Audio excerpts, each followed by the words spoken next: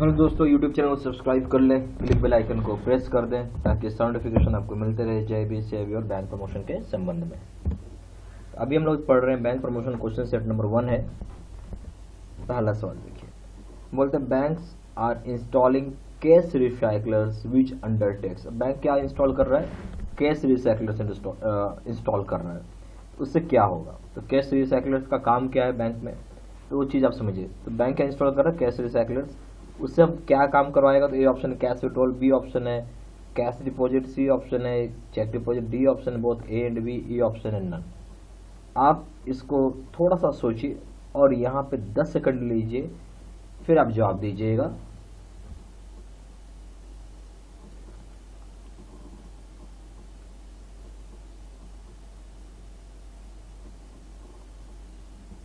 ठीक है, इसका सही जवाब हो जाएगा डी। वो कैसे हो जाएगा? देखिए, कैश रिसाइकलर बोला था। कैश रिसाइकलर जब भी होगा तो वो दो काम करता है, cash deposit, cash withdrawal plus cash deposit, दोनों काम करता है। ठीक है, तो इसलिए सही ऑप्शन यहाँ पे डी हो जाएगा, A and B. Question number 2, as पर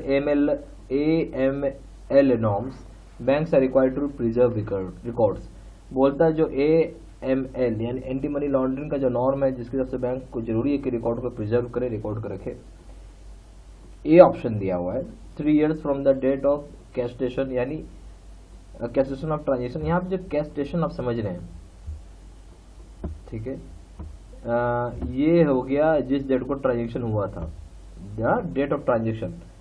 फिर है 5 years from the date of cessation of transaction, 5 साल हो जाए उस ट्रांजेक्शन के बाद। सी ऑप्शन है 10 years from the date of cessation of transaction, 10 years from the date of cessation, 10 साल जिस डेट से ट्रांजेक्शन को कैशेशन किया गया। डी ऑप्शन है नो टाइम लिमिट। देखिए AML नॉर्म जो है इस केस में क्या होगा बताइए, थोड़ा सोचिए फिर बताइए। देखिए इसका सही आंसर आ जाएगा, वो हो जाएगा सी।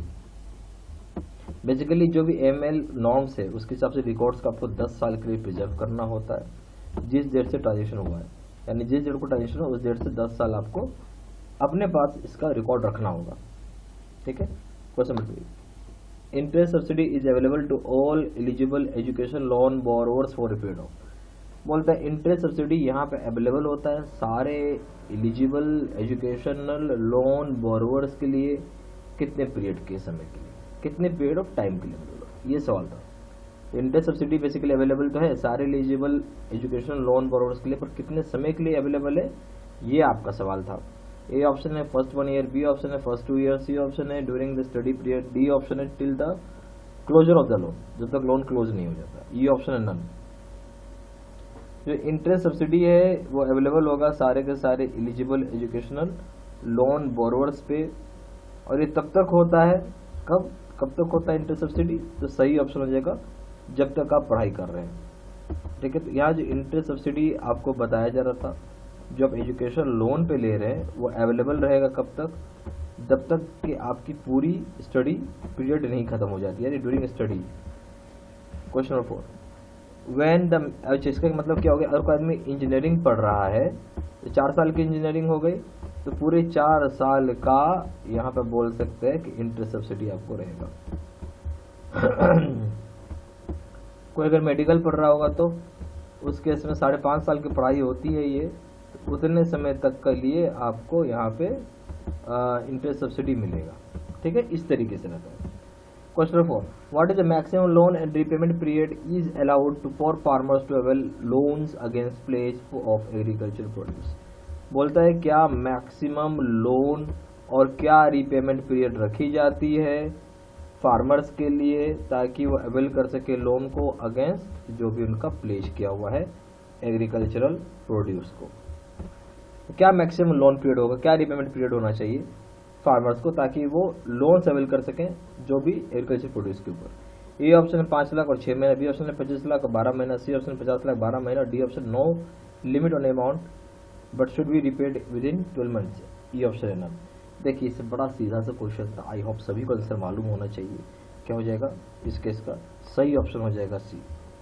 हमेशा याद रखिएगा जो मैक्सिमम हम आपको दे सकते हैं लोन है वो 12 साल, 50 लाख, यानी मैक्सिमम क्या है, ये जो मैक्सिमम आपको लोन मिल सकता है, ठीक है, प्लेज के ऊपर, किसके ऊपर, प्लेज के ऊपर हम लोग बात कर रहे हैं, ठीक है।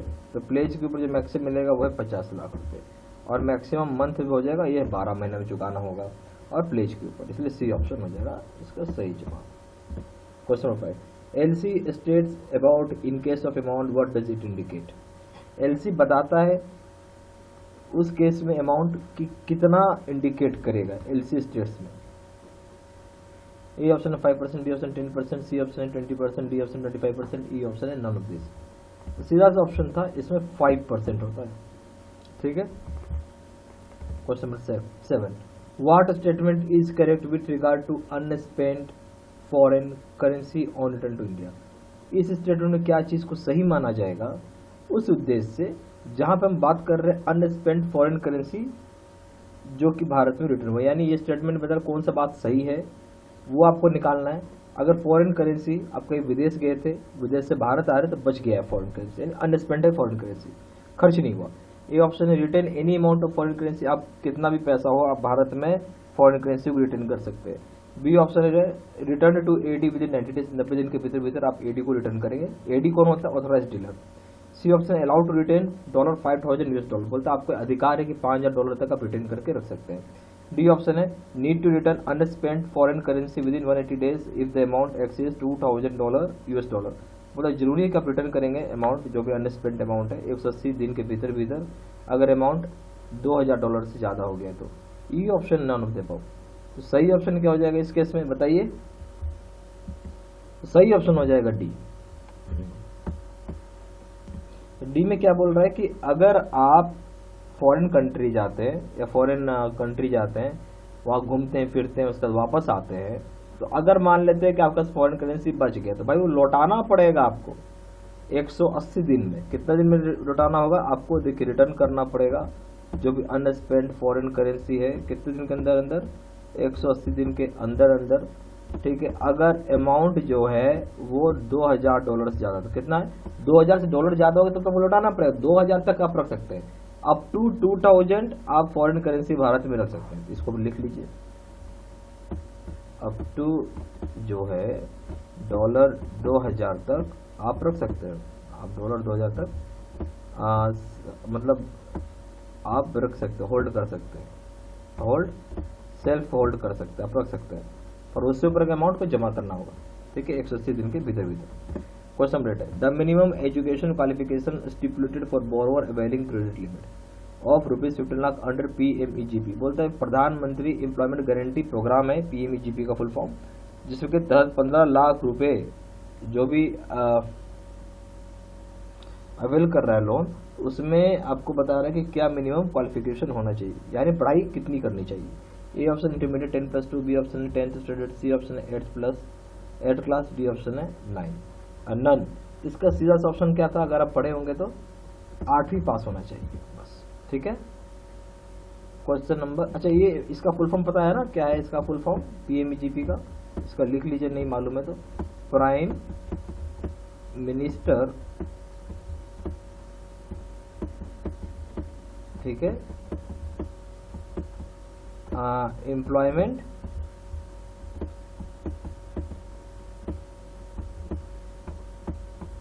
गारंटी प्रोग्राम है, ठीक है,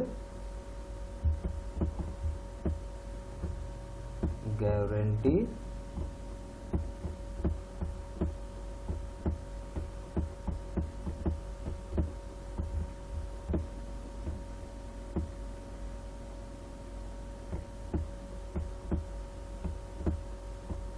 ठीक है। चलिए याद रहेगा, लिख दिया मैंने। अब आइए interest rate on saving bank deposits are. Interest rate जो सेविंग बैंक डिपॉजिट में वो क्या होता है? A option regulated, B option deregulated, C option है पार्सली रिएलेटेड, डी ऑप्शन है linked to repo rate, E option none of this. आपकी समझ से क्या होगा इस केस में? इस केस का सही ऑप्शन हो जाएगा कि ये सारे के सारी चीजें जो होती है डीरेगुलेट, यानी हर बैंक सेल्फ डिसीजन ले सकता है क्या इंटरेस्ट रेट रखना चाहता है सेविंग बैंक डिपॉजिट पे। Question number 10, as per RBI guidelines the exposure for single and group borrowers including infrastructure projects are stipulated at dash and dash percentage of banks capital funds respectively। पता है RBI के जो guidelines है, जो exposure है एक single borrower का और ग्रुप बोरोर का, जिसमें इंफ्रास्ट्रक्चर प्रोजेक्ट को भी इंक्लूड कर लिया गया है। तो क्या कितना प्रतिशत होना चाहिए बैंक की कैपिटल फंड का? A option 10% and 20%, B option 15%, 40%, C option 20%, 50%, D option 20%, 40%, E option है नन। तो क्या होगा सही ऑप्शन इस केस में? सी। यानी यहाँ पे जो सिंगल बोरोअर है उसका 20% है और ग्रुप बोरोअर्स के लिए 50% है। किसका? बैंक की कैपिटल फंड का। ये जरूर याद रखिएगा, ठीक है।